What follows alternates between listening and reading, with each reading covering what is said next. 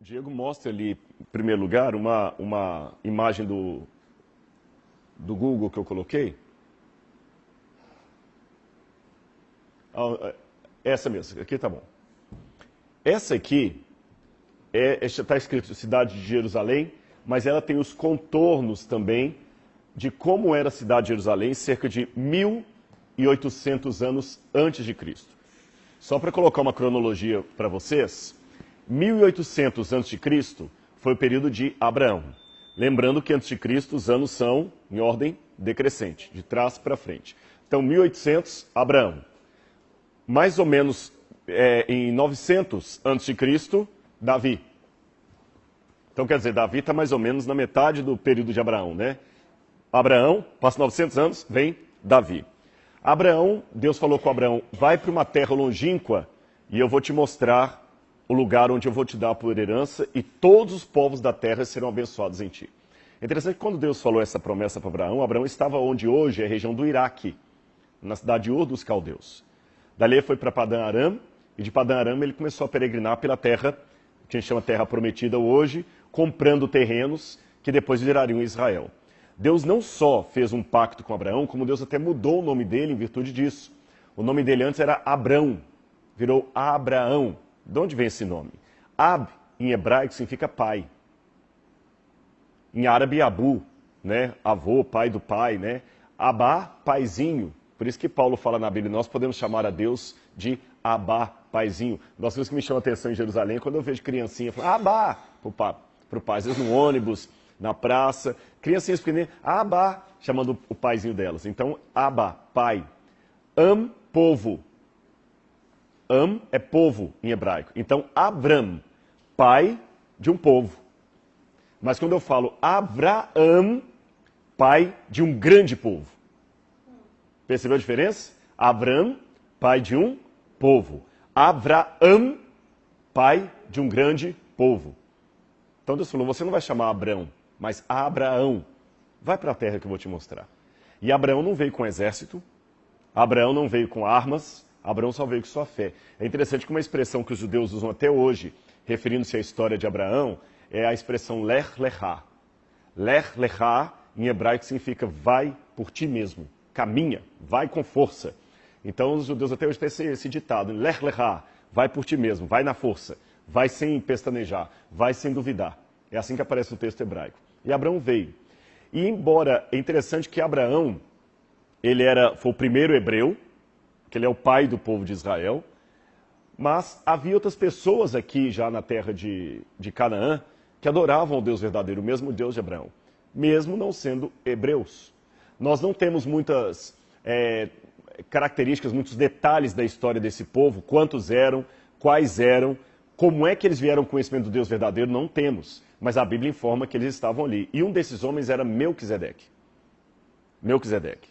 Abraão chegou aqui, no monte que posteriormente a gente chamaria de Monte Sião, tá certo? Aqui é o Ofel, colina do Ofel. Aqui vem o Monte Sião, então aqui está a colina do Ofel, Monte Sião, e aqui em cima o Monte Moriá. Foi aqui que Abraão subiu com Isaac para oferecê-lo em sacrifício a Deus.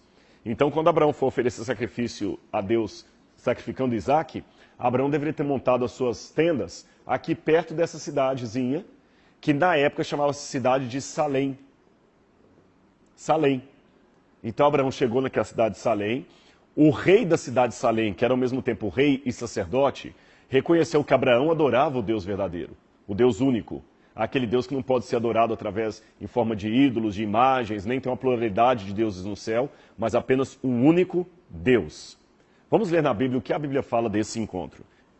Gênesis, capítulo 14, versos 18 em diante. Melquisedeque, rei de Salém, trouxe pão e vinho. Ele era sacerdote do Deus Altíssimo. E ele abençoou Abraão e disse: Bendito seja Abraão pelo Deus Altíssimo, que possui os céus e a terra. E bendito seja o Deus Altíssimo, que entregou os teus adversários nas tuas mãos. E de tudo lhe deu Abraão o dízimo. Então disse o rei de Sodoma a Abraão: Dá-me as pessoas e bens estão contigo. E aqui já é outra história. Somente esses versos falam de Melquisedeque encontrando com Abraão. Ele trouxe pão, vinho, ofereceu um sacrifício, quase certamente, abençoou Abraão, e Abraão lhe deu o dízimo. Quer dizer, Abraão estava comprando terras, ainda deu... Pode até ser que Abraão comprou a cidade de Salém. Isso era comum naquela época. Deus, interessante, quando o pessoal fala que Deus, através de Josué, fez o pessoal fazer um genocídio com os cananitas que estavam ali, isso não é verdade. A terra de Canaã já tinha sido comprada pelos patriarcas, Abraão, Isaque e Jacó. Eles compraram extensões de terra. O que acontece é que quando a família de Jacó foi parar no Egito, essas extensões de terra que eles tinham comprado foram parar nas mãos dos cananeus. E quando o povo de Israel sai do Egito para ocupar a terra que já era deles, aqueles grupos armados não os deixavam entrar para ocupar a terra. Por isso que eles tiveram que entrar em guerra com esse povo. Então eles não chegaram e invadiram uma terra que não era deles. O pessoal compara o pessoal de Israel chegando em Canaã como os portugueses e espanhóis chegando na América Latina, matando os índios para tomar conta da terra. Não foi assim. Tá certo? A terra já era deles, Abraão comprou, porque se ele deu o dízimo de tudo que ele tinha para Melquisedeque, é porque ele estava comprando grandes extensões de terra e falou, olha, 10% eu vou dar para você, Melquisedeque, porque você é sacerdote do Deus Altíssimo. Só que acontece que quando esse povo foi para o Egito, as terras ficaram ali e outros dominaram, e quando eles voltaram tiveram que entrar em luta armada. Ficou claro isso aí para vocês? Agora, que pena que não temos muito mais sobre Melquisedeque, mas nós temos um achado arqueológico que eu quero mostrar para vocês. Eu tive a oportunidade agora, no mês passado, de estar com o Dr. Eli Shukron, aqui nessa parte, que hoje faz parte de Jerusalém, porque o que acontece no futuro? 900 anos depois de Abraão, Davi chegou com um exército aqui, essa cidade tornou-se uma fortaleza dos jebuseus, Davi conquista essa cidade, troca o nome da cidade para Jerusalém, e aqui em cima, no lugar do Monte Moriá, onde Abraão, de certa forma, sacrificou, porque emocionalmente no seu coração ele decidiu entregar Isaac a Deus. Então a gente pode falar que Abraão sacrificou Isaac a Deus, mesmo que ele não tenha matado o menino. Onde Abraão tinha feito a sua devoção de entregar o filho para Deus, Salomão constrói o templo de Israel. Tá certo? Vamos ver uma imagem de como é que está hoje. Pastor Diego, coloca por gentileza como é que está Jerusalém hoje. Hoje, no lugar do templo de Salomão, está o Domo da Rocha, que é essa construção aqui, ó. O de Omar, o templo de Omar, muçulmano.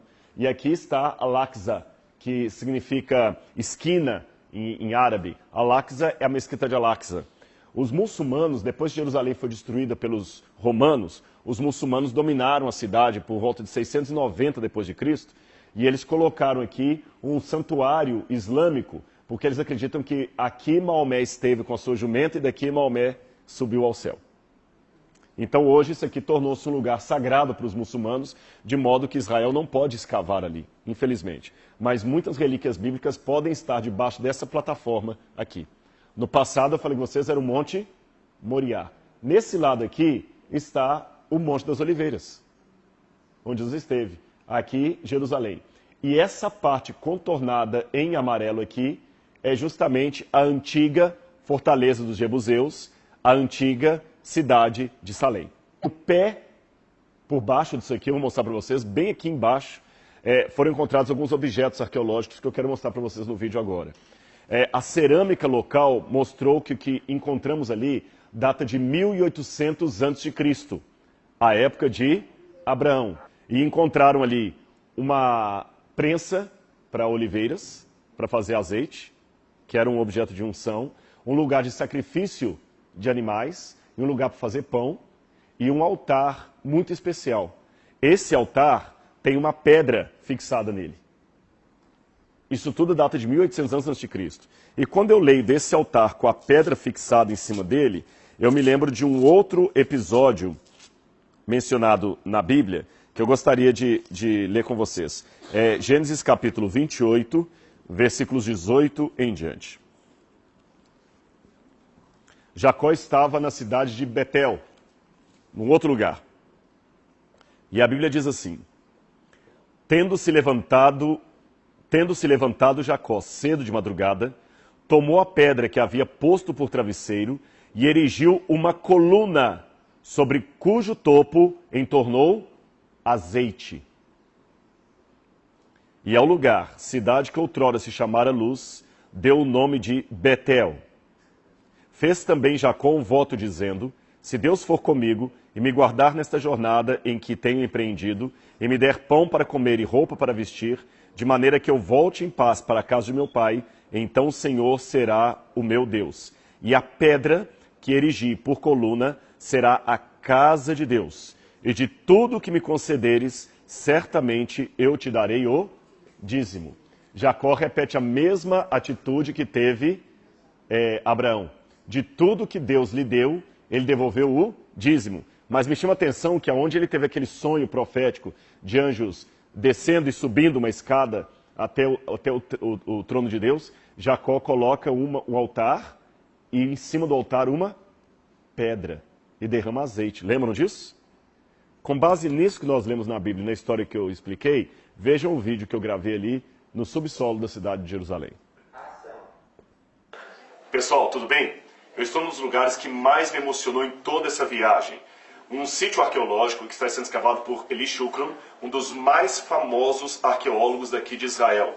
Ele está ajudando a escavar o túnel de Ezequias e abaixo do que a gente chama de Cidade de Davi. E ele me permitiu entrar aqui com o meu grupo, onde os turistas não vêm. Ele teve a oportunidade de abrir a porta. Eu quero levá-lo um dia ao Brasil para falar lá para os alunos do NASP. E onde eu estou aqui, nós estamos na base, nos começos da Cidade de Davi. Você vai andar comigo na história agora e nós vamos ver uma Jerusalém, não do tempo de Jesus, não do tempo de Davi, nem de Salomão, mas dos tempos de Abraão, quando Abraão veio para esse lugar. Interessante que a Bíblia fala em Gênesis que Abraão chegou a um lugar de uma cidade chamada Salém. E ali havia um rei, você se lembra disso? Pega a sua Bíblia e você pode verificar esta passagem, essa história no Gênesis. O rei de Salém chamava-se Melquisedeque. E o que a Bíblia fala que aconteceu? Quando Abraão chegou onde estava Melquisedeque, Melquisedeque era ao mesmo tempo rei e sacerdote. E Melquisedeque ofereceu a Deus pão e vinho. Agora venha comigo aqui. Vou pedir o Anderson que ande. Fiquem tranquilos, talvez a câmera vai balançar um pouquinho. O lugar aqui é acidentado, não é um estúdio. Nós estamos no sítio arqueológico original, tá bom? Cuidado, Anderson, no degrau aí. A câmera vai mostrar aqui com vocês agora. Repito, nós não estamos no estúdio, o lugar não é tão propício àquela segurança de uma televisão, mas você está acompanhando de maneira inédita um achado arqueológico muito importante. Olha onde eu estou, preste atenção nesses lugares aqui. Você está vendo esse buraco? Para você pode ser apenas um buraco e nada mais. Mas os olhos da arqueologia podem ver algo mais do que apenas um buraco. A cerâmica encontrada nesse lugar aqui é datada do período do bronze. Eu estou falando de 1800 antes de Cristo, ou seja, há 3.800 anos atrás. O que havia nesse buraco aqui? Estão vendo esse outro vão? Aqui onde eles colocavam um pedaço de madeira. Imagine a madeira sendo colocada aqui, e nesse buraco havia como se fossem uns pneus feitos de uma espécie de saco de linhagem, que eles enchiam de pasta de oliveira, isso mesmo, da azeitona. Quando eles colhiam a azeitona, eles esmagavam a azeitona, esmagavam bastante a azeitona, virava uma pasta. Essa pasta era colocada aqui, nesses pneus, como eu falei com você, e todos eles eram colocados um em cima do outro aqui. Então eles vinham com um pedaço de madeira aqui, nesse lugar, aqui, ficavam as pedras que faziam o contrapeso. Então, nesse modo, imagine um pouquinho, volta para a minha câmera aqui, você vai poder ver, nesse lugar, só volta aqui para eu explicar, colocava-se então um pedaço de madeira e esmagava e tirava a azeitona, o óleo da azeitona, o azeite de oliva. Eles pegavam, o azeite saía aqui dentro do buraco, onde havia um pote com água. O azeite era colocado ali, a água evidentemente não mistura com o azeite, eles conseguem pegar o azeite e utilizar. O azeite era usado para unção, não apenas para fazer pão ou acender lamparinas, mas também para rituais de unção de reis. Agora vamos continuar andando. Aqui é um outro lugar muito importante. Neste vão, eles encontraram, que você vê que está entrecortada a pedra, o que havia aqui originalmente? Um altar de sacrifício. Eles colocavam as pedras aqui e faziam este altar. Estão vendo um buraco aqui? Onde havia um lugar para se lavar, para preparar o altar. E este vão que você está vendo aqui, quem você deduz que é? Consegue imaginar? Este vão aqui era onde o sangue do animal escorria. Então imagina o que eles faziam. Eles traziam o animal degolado, ele era degolado numa outra sala ali, eles preparavam a carne deste animal e jogavam aqui no altar. E aqui eles queimavam a carne do animal, com o azeite misturado, sangue e tudo mais. E o sangue corria por aqui. Então nesse lugar onde eu estou, sacrifícios ao Deus único foram feitos cerca de 1800 anos antes de Cristo. E por que eu digo que eram sacrifícios feitos ao Deus único? Porque a arqueologia mostra que o tipo de ritual de sacrifício que era feito aqui é muito semelhante àqueles que Deus vai prescrever para Moisés. Agora, curioso, quando eu estou falando do tempo de Abraão, 1800 a.C., e que aqui era Melquisedeque, uma coisa que nos faz pensar é que Abraão foi chamado por Deus porque, diferente do paganismo da sua época, Abraão adorava a um único Deus, correto? Mas a Bíblia fala que existiam outras pessoas, além de Abraão, que também adoravam um único Deus. Um deles era Melquisedeque. Agora, é curioso que, através de Moisés, dos escritos de Moisés e dos demais profetas do Antigo Testamento, nós temos a Bíblia contando a história de Abraão. Eu posso dizer que nós temos, então, a Bíblia de Abraão. Nós temos a Bíblia de Moisés. Mas não temos a Bíblia de Melquisedeque. Mas o livro de Gênesis me revela que Melquisedeque adorava o Deus único e verdadeiro, o mesmo Deus de Abraão. Então raciocine comigo. Qual seria a Bíblia de Melquisedeque? As pedras, o que a arqueologia deixou. Nós podemos trabalhar com uma alta possibilidade arqueológica que este foi o exato lugar aonde Abraão se encontrou com Melquisedeque e eles ofereceram um sacrifício ao Senhor. Entendeu por que eu fiquei emocionado? Este lugar onde eu estou é o mais antigo registro arqueológico do culto monoteísta, do culto ao único Deus, 1800 anos antes de Cristo. Mas há mais um cômodo que eu quero mostrar para vocês. Vou pedir o Anderson que venha comigo. Há outras pessoas visitando aqui. Não se preocupe se vazar algum som. Como eu falei, nós não estamos no estúdio. Nós estamos num lugar arqueológico. Só precisa de Eu vou iluminação. tentar pegar aqui com o Dr. Chuck uma lanterna. The light, please. Eu vou pegar com ele. Nós vamos filmar aqui. Só um pouquinho. Esse aqui é o arqueólogo que escava na região aqui. Ele é muito simpático, viu? E eu perguntei para ele fazer uma filmagem. Ele falou que em breve ele vai ao Brasil. E lá no Brasil eu vou poder entrevistá-lo. Preste atenção aqui agora. Vem comigo. Estão vendo aqui uma pedra? Você vai falar, tá bem, apenas uma pedra. Mas se você olhar bem, mesmo que você não seja um arqueólogo, com o olhar um pouquinho atento, você nota que essa pedra foi colocada em pé por alguém. Todo esse lugar aqui estava virgem, ou seja, quando os arqueólogos o escavaram, eles encontraram o local exatamente como ele foi deixado há mais de 3.000 anos atrás, 3.800 anos atrás. Agora, qual o interesse dessa pedra colocada aqui diante de um altar? Você percebe aqui, pelos modos, que pedras foram colocadas fazendo um segundo altar aqui. Então nós temos um altar lá em cima e temos outro altar aqui embaixo. É interessante que se você ler a Bíblia, de novo, o livro do Gênesis, você vai perceber que Jacó chegou a um lugar chamado Luz, quando ele estava fugindo do seu irmão. E ali no livro do Gênesis diz que Jacó teve uma visão, você se lembra disso? Ele teve uma visão que ele viu o céu aberto e anjos de Deus subindo e descendo por uma escada até o céu, até o trono de Deus. E quando Jacó acordou daquele sonho, Jacó ficou tão empolgado que falou assim, esse lugar é maravilhoso. Esse lugar, que outrora se chamava Luz, eu chamarei de Betel, que significa casa de Deus em hebraico. Beit El, a porta do céu.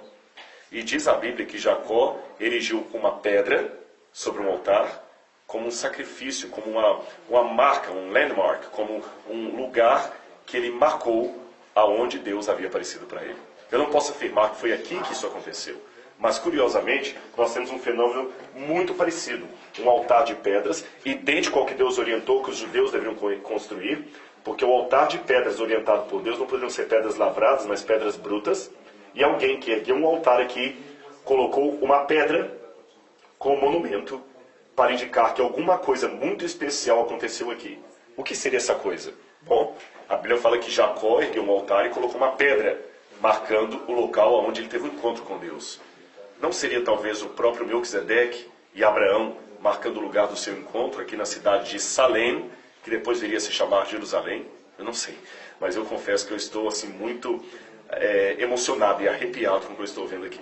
Mas eu quero mostrar mais uma última coisa para vocês. Venham comigo aqui. Já que vocês não podem vir a Israel, vocês estão tendo a oportunidade de conhecer o local como era naquela época. Já que eu não posso, eu pedi ao Dr. Shukran, já que eu não posso trazer todos aqui, eu vou levar um pedacinho desse lugar aqui. Essas marcas que estão no chão aqui são muito especiais. Elas foram descobertas, e eu me lembro de ter lido em várias revistas arqueológicas sobre o mistério dessas marcas. Eu peço a vocês que não se preocupem, você que está em casa assistindo, com esses barulhos, há ainda construções, escavações arqueológicas acontecendo, vai ter barulho, vai ter talvez algum tropeço na câmera, mas o que me interessa agora é o conteúdo desse vídeo, tá bem? Eu me lembro de ter visto essas marcas aqui, e quando eu li os artigos arqueológicos sobre essas marcas, que vocês estão vendo aqui, colocou como sendo um mistério. Perguntaram, será que algum tipo de escrita, algum tipo de letra antiga? O Dr. Shukran tem uma opinião que faz sentido. Ele presume que aqui era onde o animal era pendurado, porque o sacrifício era feito como? O animal primeiro era degolado, o sacerdote pronunciava uma bênção sobre o animal, vamos por partes, ele colocava as mãos e falava Baruch atah Adonai e abençoava o animal com alguma bênção. A Baruch atah Adonai significa que o Senhor te abençoe.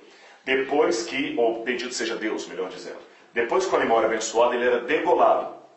Uma vez degolado, o seu sangue era tirado e o animal era pendurado aqui para que a sua pele fosse tirada. A pele era entregue ao sacerdote e a carne era levada para aquele lugar para ser sacrificada. Então aqui o animal era colocado e lá ele era sacrificado. E você tem mais um buraco aqui que me chama a atenção. Tantos buracos, não é mesmo? Mas esse aqui é diferente daquele anterior. Vou pedir ao Anderson que venha mais de perto aqui. Ele é diferente daqui. Se você olhar bem, esse buraco aqui não tem a marca na parede para colocar uma madeira. Então não era para prensa de oliveiras, de azeitona. Aqui era para trigo, para pão. Olhem bem os elementos que nós temos aqui. Pão, azeite, água, sacrifício. Isso tudo não lembra para você justamente os elementos que aparecem no Gênesis, conectados ao encontro entre Abraão e Melquisedeque? E o interessante é que aquele texto, tanto de Jacó com relação ao sonho, como o texto de Abraão na promessa do Senhor ao patriarca, diz: em ti serão abençoados todos os povos do mundo. Eu não sou judeu, mas pela fé eu também faço parte da bênção de Abraão. Eu também sou abençoado e sou espiritualmente um filho de Abraão. Eu e você. Amém. E tem mais uma última coisa que eu não posso deixar de contar. Eu não posso provar isso, mas existe uma possibilidade arqueológica de que a Arca do Concerto esteve aqui. Sabe por quê? A Bíblia fala que a Arca da Aliança foi colocada primeiro numa tenda que acompanhava o povo por Israel. Você se lembra disso, o santuário. Esse santuário acompanhava o povo, era montado, desmontado, e ele foi finalmente montado em Siló. Mas os filisteus destruíram aquele santuário, roubaram a arca, levaram para a terra dos filisteus, depois a arca foi recuperada por Davi. E a Bíblia fala que Davi trouxe a arca até a sua cidade, armou uma tenda, justamente uma tenda, no lugar onde havia sacrifício. Eles davam 7 passos, paravam e faziam sacrifício. Outros passos e faziam sacrifício. Possivelmente a arca foi colocada nesse lugar e aqui foi armada a tenda, porque havia todo o ambiente para o cerimonial desde a época de Melquisedeque, ainda perdurando no tempo de Davi, quando ele conquistou a cidade dos Jebuseus. A arca esteve aqui, Davi queria construir o templo, Deus não permitiu. Salomão constrói um templo, então, lá em cima, onde hoje está o Domo da Rocha, e a arca é transferida daqui para lá. Se você ler os detalhes da Bíblia, você vai ver que tudo encaixa perfeitamente. Inclusive, que aqui possivelmente foi o lugar onde Salomão foi ungido. Pessoal, milhares de anos nos cercam. Séculos e séculos estão atrás de mim. Mas não de uma história qualquer, não de uma história secular, mas da história sagrada, a história da redenção. Uma história que começou com o chamado de um homem da Mesopotâmia para cá chamado Abraão. Um chamado que começou com a apresentação e revelação do único Deus, o Eu Sou. Aquele que acompanhou os patriarcas, aquele que orientou a Bíblia, aquele que inspirou os profetas a escreverem a sua palavra e aquele que até hoje, em pleno século XXI, ainda pode falar com cada um de nós numa oração. Porque orar é abrir o coração a Deus como um amigo. Nós oramos aqui e eu fiquei muito emocionado, porque a história que a Bíblia conta pode ser confirmada pela arqueologia, não em todos os detalhes, é claro, mas pelo menos nas suas linhas principais. E se essa história está certa, a teologia que se baseia nela também está correta. E a mesma Bíblia que contou a história de Abraão, Melquisedeque, Jacó, diz que em Abraão todos os povos do mundo serão abençoados. Isso inclui a mim e a você. Basta aceitar o sacrifício que foi oferecido pelo Filho de Deus, o maior dos sacrifícios, aquele do qual todos os demais são apenas uma simbologia. Daqui da cidade de Davi, dos pés de Jerusalém, de um sítio arqueológico ainda em exploração, eu mando a minha bênção e a minha paz a todos vocês. Um grande abraço.